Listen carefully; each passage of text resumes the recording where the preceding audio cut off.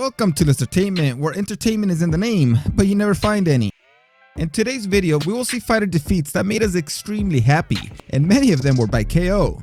Some of these fighters have a terrible personality that made a lot of people hate them, so when they finally lost, we all got excited and were very satisfied. Then there are fighters like Floyd Mayweather Jr. that many of us, including myself, wanted to see on the canvas, but unfortunately it never happened. We are going to have to be happy with this list, which is not bad at all, to be honest. If you happen to enjoy this video, please give it a like and subscribe down below, and also turn on those notifications, and please let me know in the comments, which other fighters did you want to lose, or do you want to lose in the near future? Right now I want McGregor to lose again, but by KO this time. Michael Venom Page is an MMA fighter who has a great talent and the ability to be one of the best fighters in history, but he has something that may be the thing that brings him down. He is one of the worst show-offs within the octagon. He has a style of fighting that is very arrogant and would anger anyone who fights with him. So when he faced and lost against Douglas Lima, it was very satisfying. Showing already, John, in the way he reacts, although he got momentarily bothered down by Michael Venom Page. He got hurt with that staggered, and there's a jumping attack by Page. Page needs to take advantage right now. Douglas is he's not quite at 100%. Oh, and there. Page was able to hurt Lima, and he began to gain even more confidence than he already had, and this led him to become distracted, and he was knocked down with a kick, and before he could even recover, Lima knocked him out with a good punch. Thanks to his personality, we will all remember this moment more than all his victories. Well, maybe not, because they are pretty dramatic too.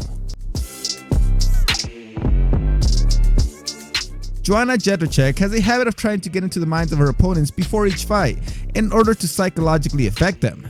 This makes her look very bad in front of the public because she doesn't seem like a good person. The occasion where this was seen the most was when she was going to fight Rose Namajunas. Joanna even attacked her, reminding her of the problems that her family had in the past. Luckily, Rose did not fall for these provocations and was able to beat her. With this fight is with her always improving takedown deep with one of the best kickboxers on the planet Earth. Oh! Knockdown for Namajunas. Rose tagged her, and Rose has a fantastic submission. Oh! Another knockdown. Rose Namajunas trying to close the. That's it. Unbelievable. Rose had the strength to withstand all the attacks that Joanna made and knocked her out in the first round. There is no better way to beat someone who has personally attacked you than to do it in the ring and embarrass them in public. Cody Garbrandt started his MMA career with 11 consecutive victories and was even able to defeat Dominic Cruz and take his championship. But Cody likes to tease his opponents a lot, and he made Cruz look really bad in this fight. We all like fighters that talk trash a little bit, but this guy just went a little bit overboard. Also, while in the ring, he does too many crazy antics that do not go down well with the public. So when TJ Dillashaw was able to beat him, it brought us great happiness. Garbrandt has a very bad habit of throwing punches with everything he has and is left completely uncovered, and that cost him a lot when Dillashaw was able to knock him out in the first and second fights. Although Dillashaw is a cheater, so maybe they didn't count.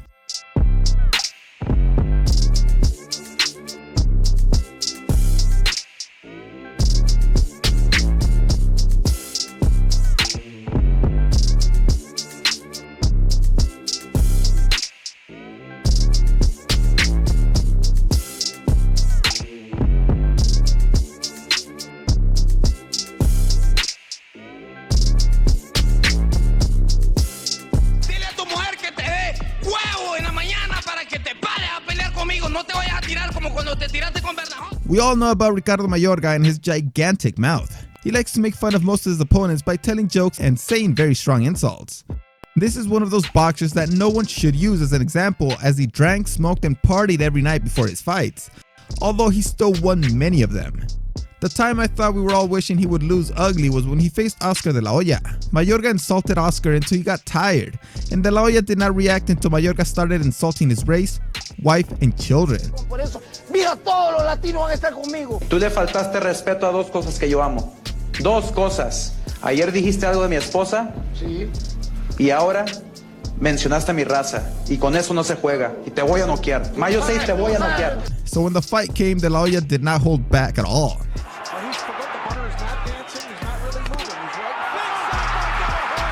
He knocked him down in the first minute of the fight, showing the anger he felt.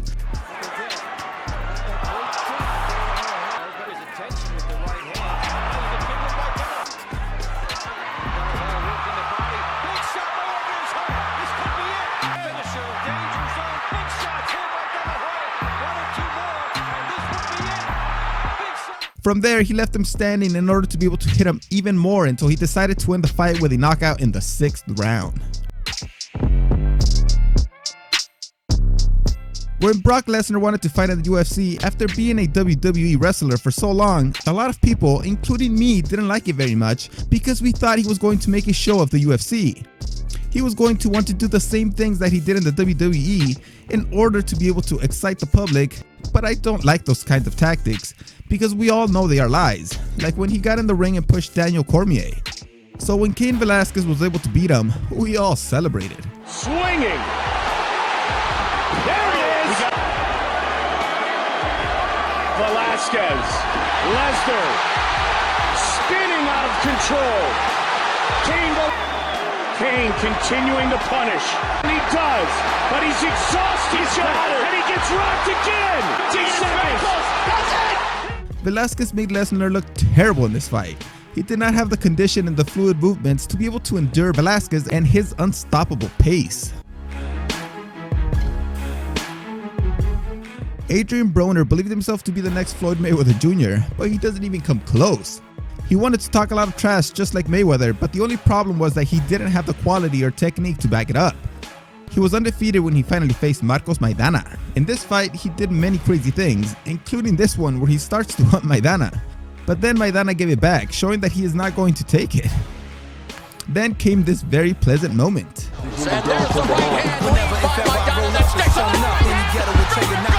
Maidana did not win the fight by knockout, but by unanimous decision. But these images of Broner walking away from the ring are so good.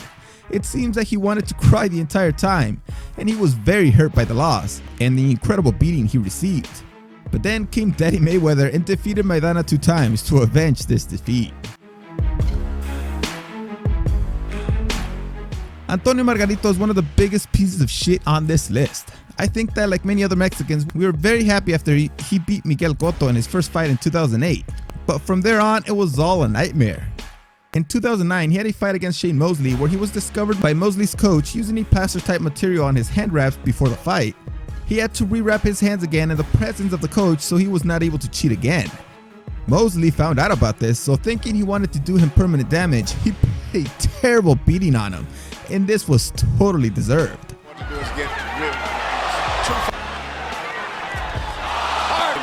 Hey, but that was the case in Las Vegas. Good left hook by Mosley. That was a knockdown. He went into the rope. Flush with every right hand. There's another one. There's a big left hook. Why not stop it now? And there's the... You can see in the last few moments how angry Mosley was that he was hitting him with everything he had. Obviously, everyone thought he must have cheated when he fought Cotto the first time. And also, Miguel Cotto beat him by technical knockout in the rematch, after he was unable to cheat again. Ronda Rousey was able to defeat many women who challenged her along the way, but all these victories made her a terrible winner. Everyone said she was the best and she began to believe it herself. She dealt with her opponents in a terrible way, talking a lot of trash and not touching gloves before starting the fight. That's why when she fought Holly Holm, many people were already tired of her and they criticized her a lot for her character, and when she lost, it was even worse. This defeat was a complete shock to everyone, but it was also very satisfying. People then began to criticize Rousey for her terrible personality, and she could not bear the criticism and she fell from the top very hard. She even behaved even worse by not wanting to talk about this defeat or the next one when she lost against Amanda Nunes either. She then ran away to the WWE.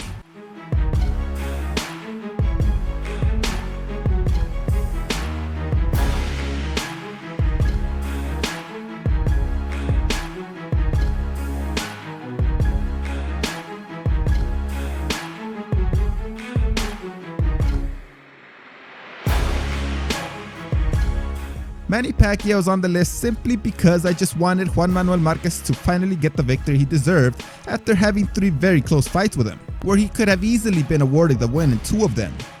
Apart from this, I always go for Manny Pacquiao, except of course when he fights another Mexican that I think has the qualities to be able to beat him. Not like when he fought Margarito, where I was rooting for Pacquiao the entire time. In the last fight he had against Marquez, he was finally knocked down with a big shot. You know, against a fighter who is a great offensive fighter. And backs Marquez up. Another And then when Pacquiao was dominating the fight, Marquez was able to use his great counterattack ability to finally defeat Pacquiao and leave no doubt, knocking him out completely. Brought us the blood of drama, and or he's going to stay behind. and it looked Realize how close Pacquiao has gotten to him. Marquez was off balance again. Now gets his feet back and tries to roar back to nail Pacquiao with the right hand. Oh! This has to be one of the most spectacular knockouts in boxing history.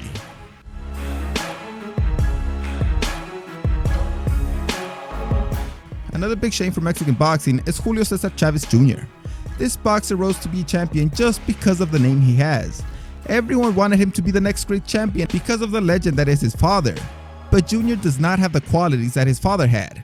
He doesn't know how to box, his fight technique is just based on him using his body to lean on his opponents and tiring them out.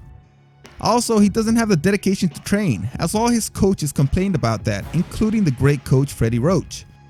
The defeats he suffered against Sergio Martinez and Canelo Alvarez were very good, but the best loss was when he fought against Andres Fonfara in 2015. In this fight, Fonfara was able to knock him down with a left hook to the forehead in round 9, and then Chavez quit before the 10th round began. Then he quit again most recently when he fought against Jacobs. As we could see, if you're a boxer who talks so much trash, or you climbed the ladder and became champion without deserving it, then people will be happy when somebody beats you, and all the better if they knock you out. We should all be more humble so as not to be embarrassed when somebody better than us arrives. Thanks for watching this video. See you next time.